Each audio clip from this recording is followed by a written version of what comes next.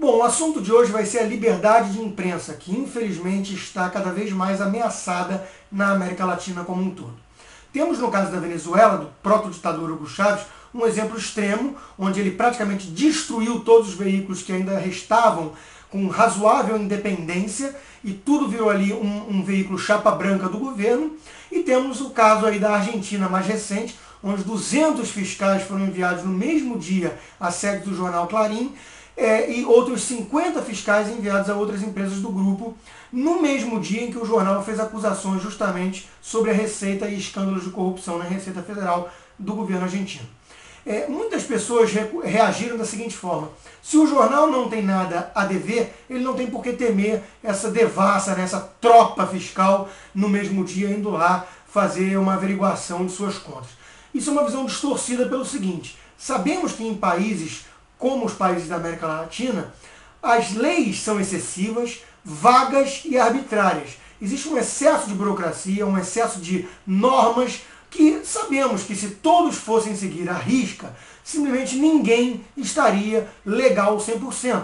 Todos são reféns do governo de certa forma, justamente porque o custo da legalidade ele é muitas vezes proibitivo. Isso não vale apenas para a empresa. Vale pensar também no caso dos camelôs, no caso das domésticas que não assinam carteira, no caso dos sacoleiros do Paraguai. Todo mundo está tentando respirar aí esse ar rarefeito da informalidade, fugindo justamente das normas, do excesso de burocracia, dos impostos que transformam a legalidade numa coisa proibitiva. Então é uma visão distorcida, porque se todos fossem ter que seguir todas as normas, que muitas vezes são até desconhecidas e são vagas e arbitrárias, aplicadas muitas vezes ex post facto pelo governo, de acordo com uma interpretação dúbia, sabemos que todos ali poderão achar sempre alguma coisa que o coloque na ilegalidade e, portanto, pode ser vítima do governo. Então, é preciso ter em mente que quando o governo controla muito poder político e econômico, ele sempre tem uma forma ali de controlar a imprensa. E todo governante autoritário sempre teve como a imprensa como um alvo predileto. O Lenin e Trotsky, os líderes comunistas, sabiam disso e falavam justamente que a imprensa era uma espécie de arma, burguesa no caso, que devia ser dominada, controlada, porque ameaçava sua revolução, digamos assim, né, sua caminhada aí rumo ao poder totalitário comunista. Então, na América Latina, vemos aí casos perigosos. No Brasil tivemos aí a tentativa do governo Lula do Conselho Nacional de Jornalismo, tivemos a Ancinave, tivemos a criação de uma televisão chapa branca, temos ainda uma herança da época da ditadura, que é a Hora do Brasil, onde na hora justamente de pico do trânsito, todos são obrigados ali a aturar, né, aquele proselitismo político, que notícia não é, né? É tudo pelo um filtro do próprio governo, tentando passar ali suas conquistas, como é maravilhoso, tudo que vem sendo feito pelo governo, né? Isso não é liberdade de imprensa, isso é uma imprensa domesticada, controlada, intimidada. Existem outras formas de controlar a imprensa, por exemplo, através de verbas. Quando o governo é muito poderoso, muito grande, seja através de estatais, através do próprio gasto com propaganda, onde no Brasil passa de bilhão por ano, né, ele pode sempre ameaçar o corte de verbas. Como o cão não morde a mão que o alimenta, a imprensa fica mal bem refém ali dessa pressão do governo também. E outra grande forma do governo controlar a imprensa é justamente o quê? O poder de concessão. Né? O direito da imprensa não é um direito de propriedade privada de fato. Por quê? Porque ele é uma concessão. É uma concessão que é renovável ou não. E o governo sempre pode ameaçar não renovar essa licença, justamente quando o governo está sendo incomodado, está se sentindo prejudicado pela imprensa livre. Então, onde não há direito de propriedade privada de fato, não há liberdade de imprensa de fato. A imprensa é sempre refém do governo.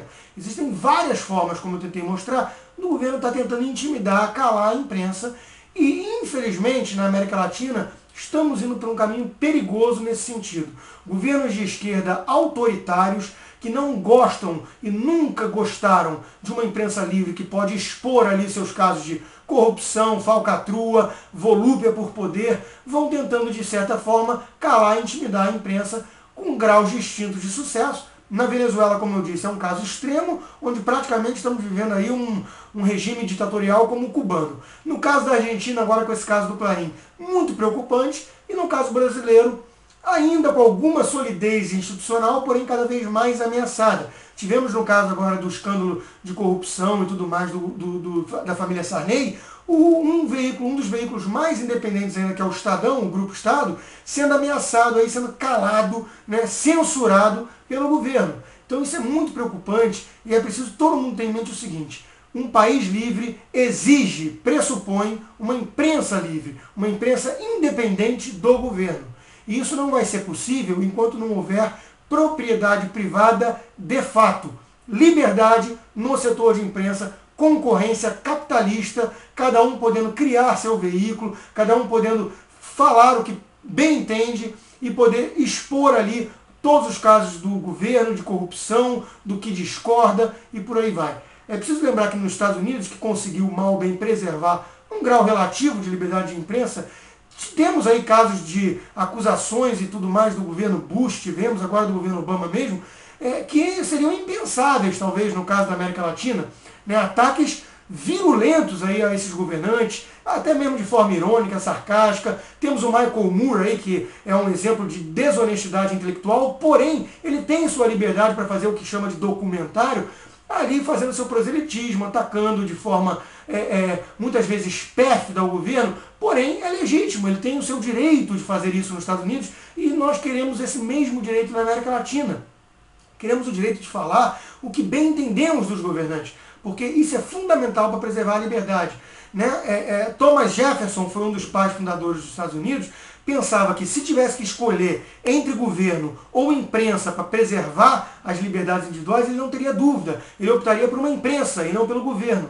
Porque o governo, sabemos, que tenta cada vez mais diminuir, solapar as liberdades individuais. Enquanto que a imprensa funciona ali como um braço, né, da voz ali do povo, do cidadão, justamente para poder limitar, reduzir esse avanço do governo sobre nossas liberdades.